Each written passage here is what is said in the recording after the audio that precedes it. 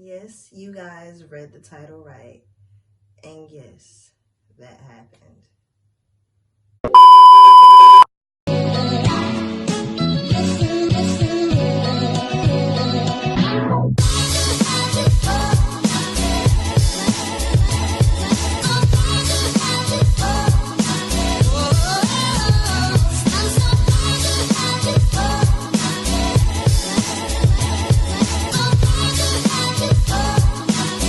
Okay, you guys, as I discussed in my last video, there was a part 2 because yes, there was a part 2. Basically, my daughter, she was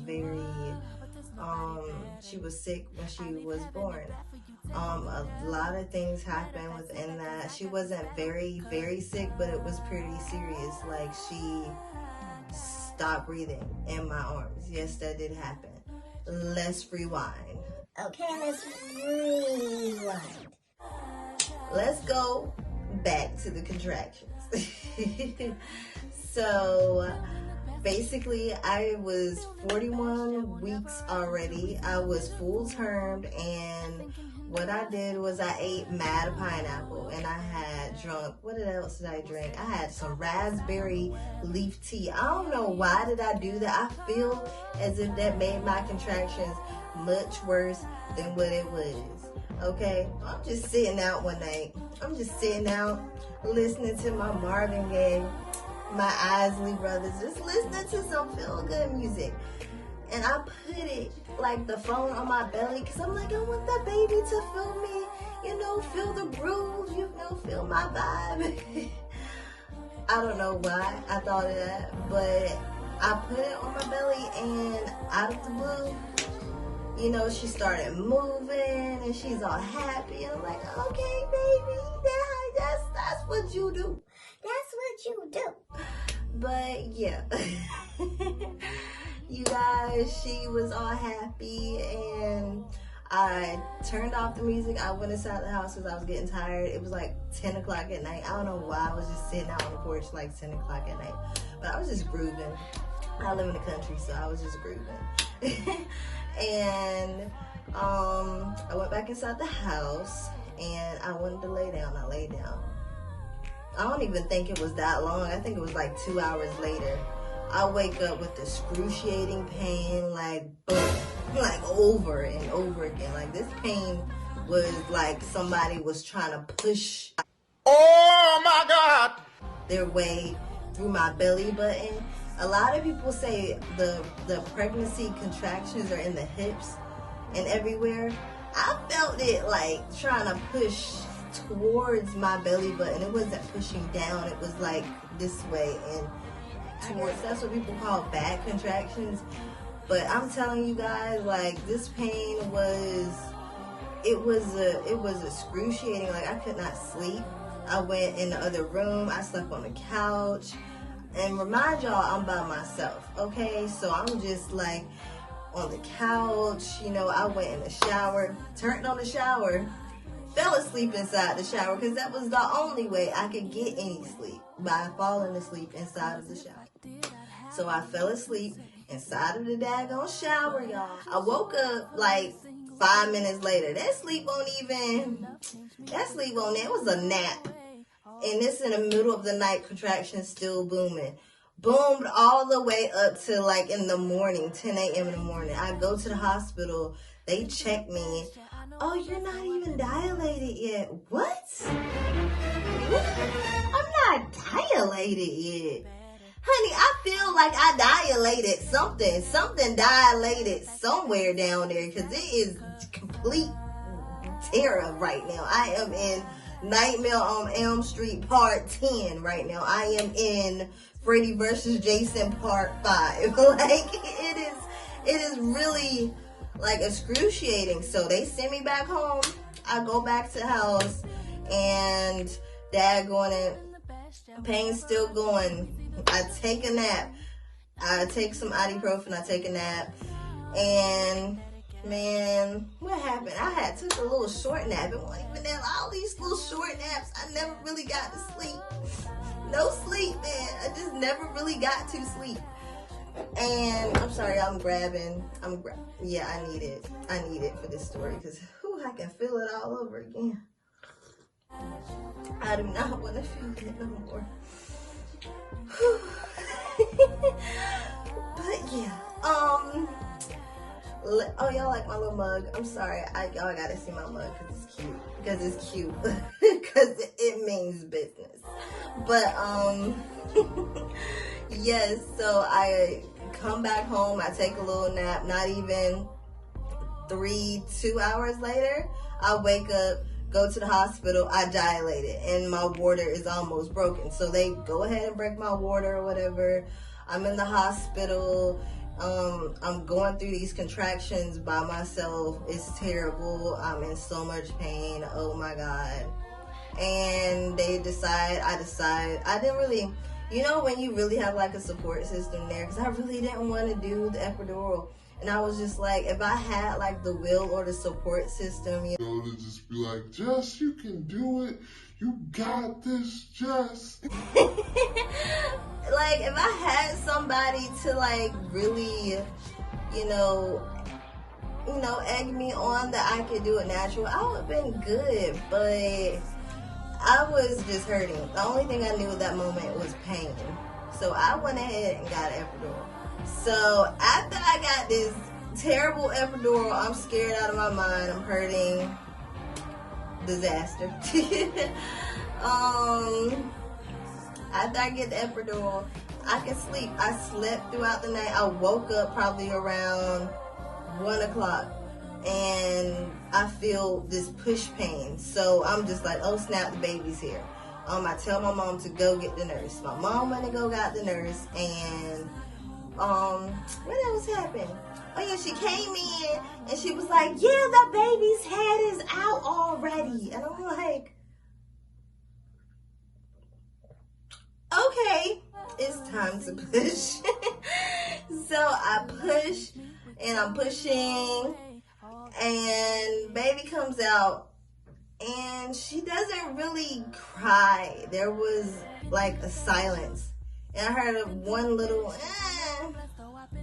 like that's it. And then they put her on my chest and then they shake her to try to like get her to cry some more, I guess.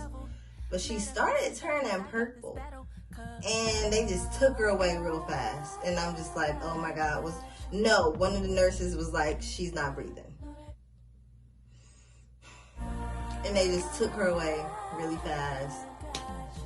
And at this point, I'm like, okay.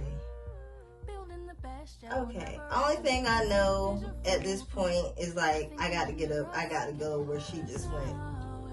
So, remind y'all, I have epidural, so I'm paralyzed. I'm trying to get up. They said, Jess, you cannot get up right now. I am 5 minutes into her talking to me about what's going on. Your daughter has a lung infection. Your daughter has jaundice. Your daughter, she started back breathing, but it has I'm sorry, y'all. My boyfriend is on the game, and he is being extra loud right now. So if y'all hear him, just be like, okay, yeah. So anyway, like I was saying, they said that she had jaundice and her levels were at 16. Like her levels were high. Like my baby was yellow. Like I'm gonna post a little picture right here. Like she was yellow. Like my baby was a whole yellow little one. Okay? And it was really nerve-wracking. I never really wanted to leave her. I couldn't really sleep with her by my side and, in the bed. Like, I saw her all of 2 times, and they had to airlift her to a whole different city in North Carolina. And I'm very thankful that they did that because shouts out to Greenville Hospital. I don't know if I could really say it on YouTube, but shout out to Greenville Hospital because it was a group of doctors, not just 1, not just 2, not just 3. I think it was at least 5 doctors in the group over my daughter. And they were studying. They were on it. They were on it so fast. They had IV lights all over the place. Like, they stripped my baby naked. Everything. Her levels were down by the next morning. But of course, they go back up depending on, you know, how much she's eating and stuff like that. So they went back up a little bit. I'm there, a nervous wreck. You know, I'm just all over the place. Nurses had to keep me together because I'm there by myself. So I am a nervous wreck, and they told me that everything was gonna be okay. She'll be out less than a week. I had one nurse, I wish I can remember her. I think her name was Miss Mary, but she had this angelic vibe about her. Something was very, I don't know what you would call it, but something was very angelic about her. And she told me, she just smiled. And at this moment, oh man, I'm about to tear up a little bit. No. Because at this moment, when she came in smiling, like, my daughter her levels are higher than they were when she got here. So I'm scared. I'm praying so hard. Like, I'm a whole wreck. She comes in smiling, and she looks at me and says, she's going to be out in less than a week. And I'm like, why are you so happy and smiling? Like, what's going on with you? And sure enough, my daughter was out 2 days later. Like, she was out of there 2 days later. Her levels went down. I got to take her home. I got to bond with her. Remind y'all, with my daughter, she had jaundice. I wasn't allowed to touch her. Like, I could not touch her. And only way I could touch her was through, like, these little tubes. These little, you know, thing, because she's in the incubator. So it's just, I wasn't allowed to hold her. I never really got to hold her. That was really, that took the cake. That took the cake. So, yeah, my daughter is 1 year old now. She is doing so much better. She's as goofy as me. She's so sweet. Oh, she's lovable. And she is a brainiac. Okay, she's almost potty trained, and she's 1. She can say her ABC. She can say ABC, and she's 1. What else does my brainiac do? Like, she do some of everything. Like, it's too much to tell. She can say please and thank you in sign language. Like, she's the smartest baby. And it's crazy that we went through all of that. I call her my blossom child, because she is like blossoming and blooming into this amazing being. Like, she has brought so much life into our lives, like so much joy. Like, she is amazing. Y'all, when I tell y'all, I prayed so hard, especially that first night that they told me all that, and I had to sleep in that room by myself right after I had the baby. Y'all, I prayed so hard that I literally felt, I'm a Christian, but I'm a spiritual Christian. I don't really go to church like I'm supposed to. I don't really go by the Bible like I'm supposed to. So I'm not really deep, you know, like you're supposed to be, I guess. But I prayed so hard. I think I prayed all of 2 hours before I just passed out and went to sleep. But I literally felt like it was somebody in every corner of the room. Like, it was kind of a creepy feeling for a second, because I could just feel it. You know that feeling when you feel somebody's watching you? I felt like the corners were like looking at me, if that makes sense. I don't know. But that's what I felt when I was praying. And call it what you guys want, but I know that man upstairs was listening, because the way her levels were, they were so high that I don't even know how. Like, I have no idea how she is nothing but that guy upstairs. That's all I know. I give it to him. You feel me? So that is what happened, okay? That is the whole, you know, shebang of what happened to my little guys. Thanks for rocking with me. Love, peace, and happiness.